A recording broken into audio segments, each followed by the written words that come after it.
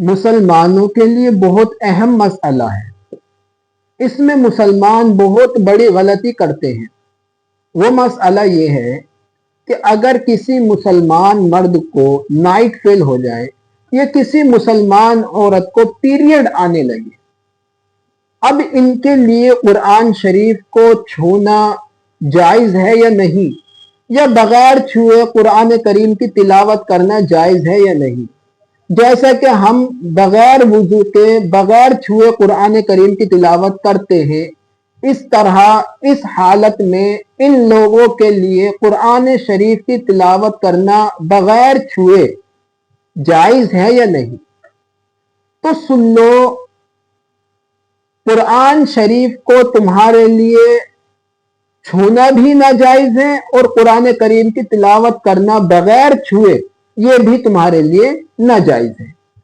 اب مسلمان اعتراض کرتا ہے کہ جب ہمارا وضو نہیں ہوتا، ہم بغیر وضو کے ہوتے ہیں، ہم بغیر وضو کے قرآن شریف کو چھوئے بغیر تلاوت کر سکتے ہیں، ہمارے لیے جائز ہے کہ ہم بغیر چھوئے قرآن شریف کی تلاوت کر سکتے ہیں، تو ہم اس حالت میں کیوں نہیں کر سکتے؟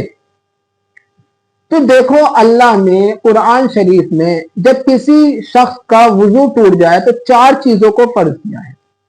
وہ 4 چیزیں ہیں کہ چہرہ دھو لو، کوہنیوں سمیت ہاتھ دھو لو، چوتھائی سر کا مسح کر لو اور اپنے پیروں کو ٹخنوں سمیت دھو لو۔ اللہ نے یہ نہیں کہا کہ کلی بھی کرو، ناک میں پانی بھی ڈالو۔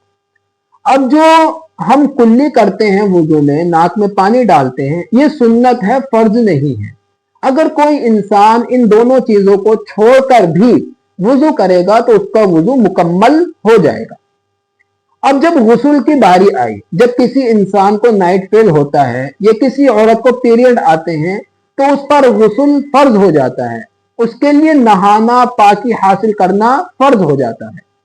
تو جب غسل کی باری آئی تو اللہ نے کہا کہ اپنے منہ میں پانی ڈالو، یعنی کلی کرو، ناک میں پانی ڈالو اور پورے بدن پر پانی بہاؤ۔ اللہ نے یہ نہیں کہا کہ کلی مت کرو، اللہ نے کہا کلی کرو۔ تو اس کا مطلب یہ ہے کہ اللہ تعالیٰ کہہ رہا ہے کہ تمہاری زبان بھی ناپاک ہو گئی ہے۔ جب تمہیں نائٹ فیل ہوا ہے تو تمہارا پورا جسم ناپاک ہو گیا ہے، نہ تم قرآن شریف کو چھو سکتے ہو اور نہ ہی تم قرآن شریف کی تلاوت بغیر چھوئے کر سکتے ہو، کیونکہ تمہاری زبان ناپاک ہو گئی ہے۔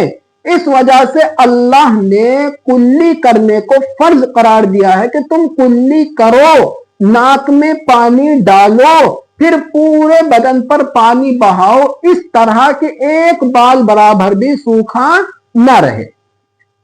اب جب ہم قرآن شریف کی تلاوت کرتے ہیں بغیر وضو کے، بغیر چھوئے، تو زبان سے کرتے ہیں، اور زبان کو دھونا ہمارے لیے فرض نہیں ہے وضو میں۔